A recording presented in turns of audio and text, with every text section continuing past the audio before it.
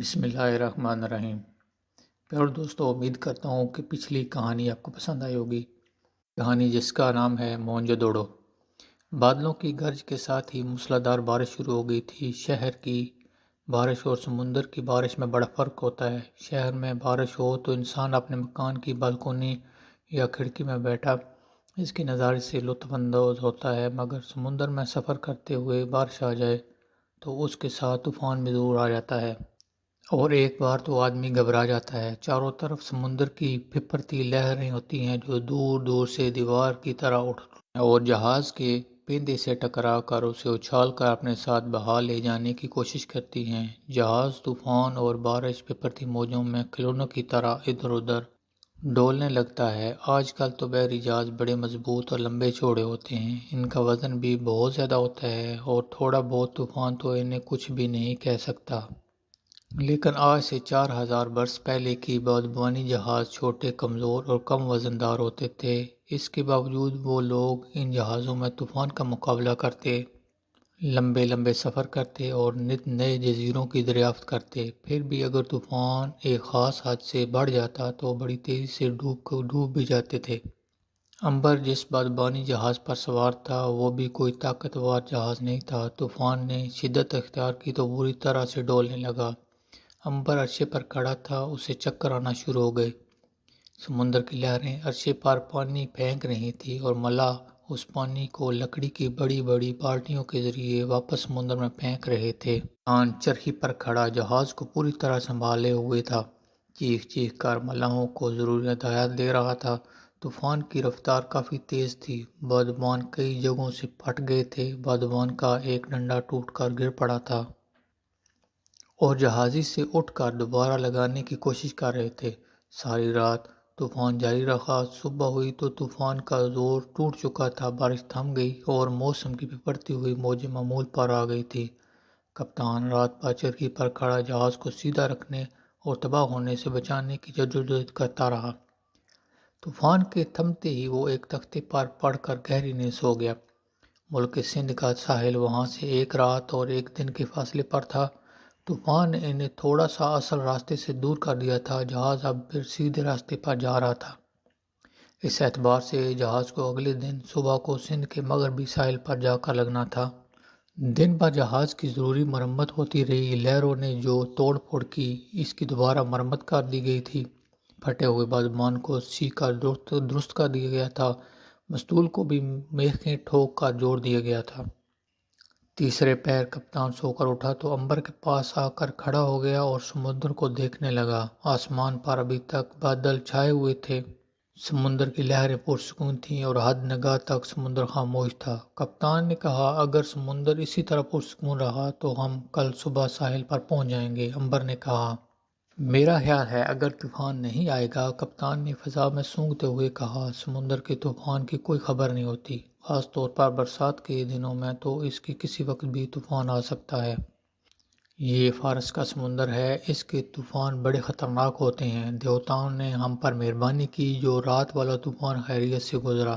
صبح اٹھتے ہی کپتان نے بھینسے کا ایک بت جہاز کے عرصے پر لا کر رکھا اور سارے ملاحوں کے ساتھ مل کر وہ اس کی پوجا کرنے اور بلند آواز میں منتر پڑھتے ہوئے طوفان سے بچ نکلے۔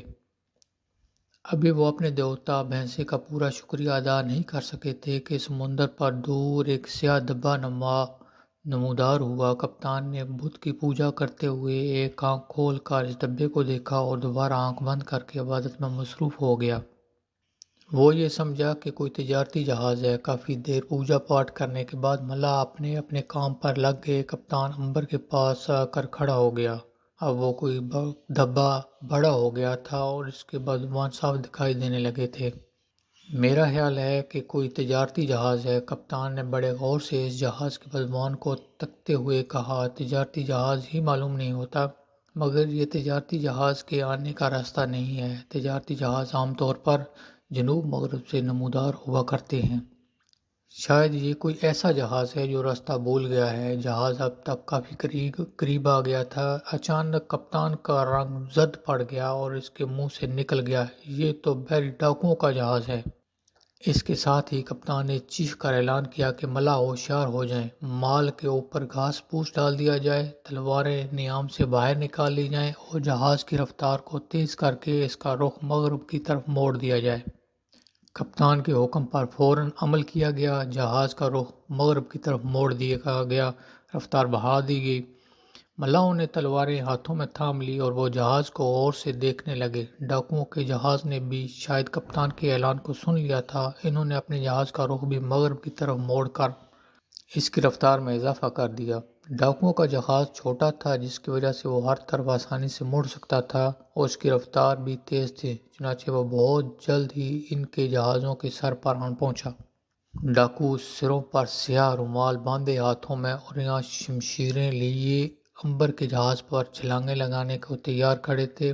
انہوں نے کپتان کے جہاز پر میخوں کی مدد سے دو بڑے بڑے پتھر پھینکے۔ ان پتھروں نے جہازوں کے فرش کو دو جگہوں سے توڑ دیا۔ بے حد پریشان تھا اور پاگلوں کی طرح جہاز پر ادھر ادھر بھاگ رہا تھا۔ ڈاکوؤں کا جہاز جوں جوں کپتان کے تجارتی جہاز کے قریب سے گزرا، ڈاکوؤں نے چیخیں مارتے ہوئے چھلانگیں لگا دیں اور شپ پر خوفناک جنگ شروع ہو گئی۔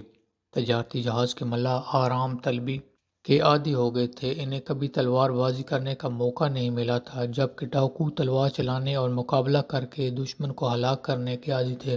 یہی وجہ تھی کہ تجارتی جہاز کے ملاح ایک ایک کر کے قتل ہونا شروع ہو گئے اور ڈاکوؤں نے چند ہی لمحوں بعد تجارتی جہاز پر قبضہ کر لیا اور کپتان کو گرفتار کر کے مستول کے ساتھ باندھ دیا۔ ابھی انہوں نے سامان لوٹ کر اپنے جہاز پر ڈالنا شروع نہیں کیا تھا، ایک ڈاکو نے عنبر کو مال کی بڑی بڑی گگڑیوں کے پیچھے سے دیکھا تو اسے کھینچتا ہوا اوپر عرصے پر لے آیا۔ سردار، یہ نوجوان نیچے چھپا ہوا تھا۔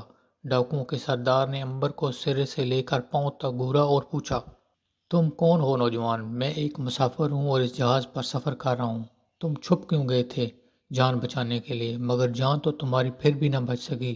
ٹھیک ہے، اگر تم مجھے قتل کرنے کی طاقت رکھتے ہو تو بے شک قتل کر دو۔ سردار نے غصے میں عنبر کی طرف دیکھا، کیا بکواس کرتے ہو؟ تمہارا خیال ہے کہ میں تمہیں قتل کرنے کی طاقت نہیں رکھتا؟ عنبر نے مسکرا کر کہا، میرا خیال ہے کہ تم ایک احمق ڈاکو ہو اور تمہاری موت کھے کر تمہیں میرے پاس لے آئی ہے۔ خیریت تمہاری اسی میں ہے کہ ہمارے جس ملاح کو تمہارے آدمیوں نے قتل کیا ہے، اس کا تاوان ادا کرو، اپنے جہاز کو لے کر یہاں سے دفع ہو جاؤ۔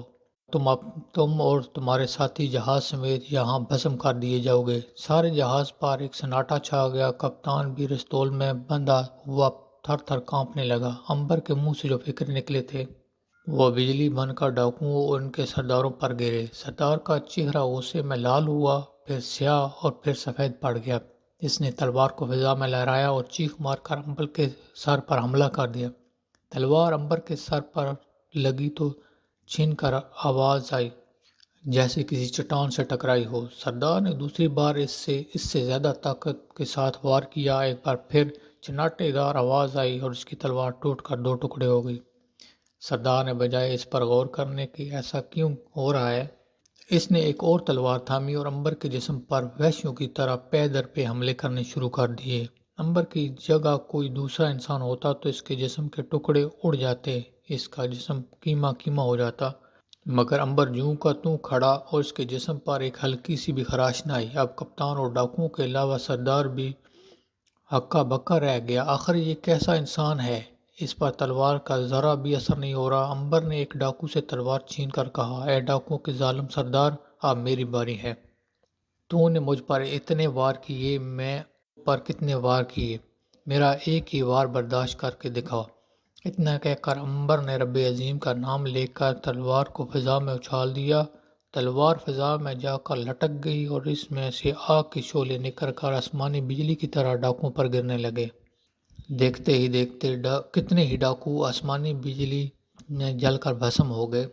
باقی ڈاکوؤں نے اپنے جہاز سے چھلانگ لگا دی۔ ڈاکوؤں کے سردار نے دونوں ہاتھ جوڑے اور دو رانوں آگے جھک گیا، اے دیوتا، ہمیں معاف کر دو، ہم نے گناہ کیا ہے، ہم سے بھول ہو گئی ہے، اے دیوتا ہم پر رحم کر، ہم کو معاف کر دے۔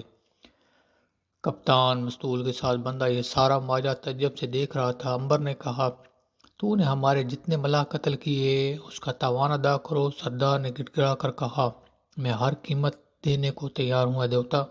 امبر نے اشارہ کیا، تلوار فضا میں سے نیچے گر پڑی، ڈاکوؤں کا سردار سجدے میں گر پڑا، پھر ہاتھ جوڑ کر بولا، حکم کرو اے مقدس دیوتا، فوراً سونے کے اشرفیوں کی 10 بوریاں اس جہاز میں پہنچاؤ، جو حکم ہے مقدس دیوتا۔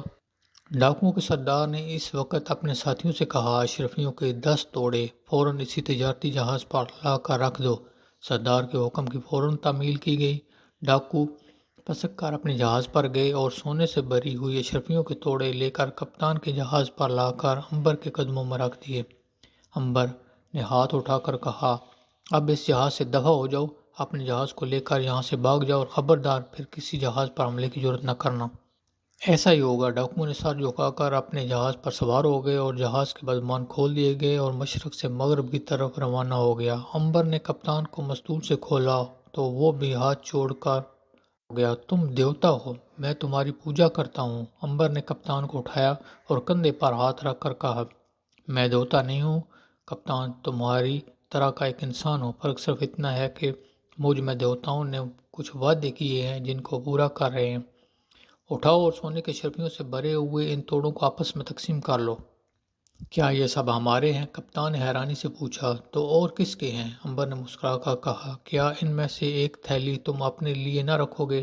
نہیں کپتان، مجھے سونے کے اشرفیوں کی ضرورت نہیں ہے، میرے لیے سونا صرف ایک بیکار شے اور مٹی ہے، اور میں اسے لے کر کیا کروں گا؟ بہتر ہے کہ تم اس کو کچھ آپس میں تقسیم کر لو اور باقی ان ملاحوں کے بال بچوں کے لیے رکھ چھوڑو جن ڈاکوؤں نے قتل کیا ہے۔ کپتان نے کہا، اے مقدس دیوتا امبر، تم واقعی ایک عظیم انسان ہو، اگر آج تم یہاں نہ ہوتے تو ڈاکو ہمارے جہاز کو لوٹ کر آگ لگا دیتے اور ہم سب کو قتل کر دیتے۔ سارے ملاح کپتان کے ساتھ امبر کے آگے جھک گئے۔ امبر نے انہیں بلند آواز سے کہا، میرے آگے مت جھکو، میں اس قابل نہیں ہوں، بلکہ اس عظیم ہستی کے آگے جھکو جس کے آگے تمہارے پتھر کے بت تو اس دنیا کی ہر شے جھکتی ہے۔ وہ کون ہے مقدس دیوتا؟ وہ رب عظیم ہے، مگر اس کا بت کہاں ہے؟ اس کا بت کہیں نہیں، اس لیے کہ وہ بتوں سے اعلیٰ اور افضل ہے۔ سارے بت اس کے آگے سجدہ کرتے ہیں، اس کی کوئی شکل نہیں، وہ ہر جگہ موجود ہے، وہ ہر شے کو دیکھتا، وہ ہر بات کو سنتا ہے، ہم لوگوں کو دلوں کے اندر چھپی ہوئی باتوں کو بھی جانتا ہے۔ اے مقدس انسان، ہم تمہارے رب عظیم پر ایمان لاتے ہیں، اگر ہمارے پتھر کے بت کچھ تو کر سکتے تو ہم ضرور ان ڈاکوؤں سے نجات دلاتے، مگر انہوں نے ایسا نہ کیا، وہ ایسا نہ کر سکے، حالانکہ ان صدیوں سے ان کی پوجا کرتے آئے ہیں۔ سارے ملاحوں نے کپتان کے ساتھ مل کر نعرہ بلند کیا۔ کپتان نے سونے کی اشرفیاں ملاحوں میں تقسیم کرنا شروع کر دیں۔ 5 بوریوں کو اس نے مساوی طور پر تقسیم کر کے ان ملاحوں کے بچوں کے لیے رکھ لیا جو ڈاکوؤں کے ہاتھوں ہلاک ہو گئے تھے۔ ڈاکوؤں کا جہاز آنکھوں سے اوجھل ہو چکا تھا، اب دور سے زمین کی سیاہ لکیر دکھائی دینے لگی۔ ملاحوں نے خوشی کے عالم میں جہاز پر شور مچانا شروع کر دیا کہ زمین نظر آ گئی ہے۔ یہ سیاہ لکیر آہستہ آہستہ قریب آتی چلی گئی اور پھر دور سے درختوں کی چوٹیاں دکھائی دینے لگیں۔ ملک سندھ کے ساحل پر جہاز پہنچ گیا تھا۔ ساحل کے ساتھ لگتے ہی امبر نے کپتان سے کہا، اب وہ جا رہا ہے اور پھر کبھی اس سے ضرور ملے گا۔ میں خوش قسمت ہوں امبر، اگر تم سے ملاقات ہوگی۔ میں مونجو دوڑو جا رہا ہوں، جب وہاں سے واپس ہوا تو ضرور ملاقات کروں گا۔ ہو سکتا ہے تمہارے ہی جہاز میں واپسی کا سفر کرنا پڑے، میں تمہارا انتظار کروں گا۔ امبر کپتان سے رخصت ہو کر بندرگاہ سے باہر نکل گیا۔ یہ ملک سندھ کی کوئی بندرگاہ تھی، یہاں کچے مخروطی مکان کھڑے۔ سپاہی نے امبر کو بھی تلاشی لینے کی کوشش کی۔ امبر نے کہا، اس کے پاس 2 کپڑوں کے جو اس نے پہن رکھے ہیں اور چند اشرفیوں کے اور کچھ نہیں، مگر سپاہی نے امبر کے ساتھ گستاخی کی، اسے گردن سے پکڑ کر جھنجھوڑا۔ بکواس کرتے ہو؟ امبر نے اپنا بایاں ہاتھ سپاہی کی گردن پر رکھا۔ سپاہی تڑپ کر پرے جا گرا اور بے ہوش ہو گیا۔ امبر نے اپنے کپڑے سمیٹے اور بندرگاہ کی عمارت سے باہر نکل کر بازار میں آ گیا۔ یہاں دکانیں کھلی تھیں، نیچے لوگ تربوز اور مٹی کے کھلونے سرائیاں فروخت کر رہے تھے۔ امبر نے ایک دکاندار سے پوچھا کہ مونجو دوڑو وہاں سے کتنی دور ہے؟ دکاندار نے بتایا کہ مونجو دوڑو وہاں سے کافی دور ہے اور ایک قافلہ آج آدھی رات کو وہاں سے چلے گا۔ امبر نے اس قافلے میں شامل ہونے کا فیصلہ کیا اور اس کا کاروان سرائے کی طرف چل پڑا جہاں سے وہ قافلہ ٹھہرا تھا۔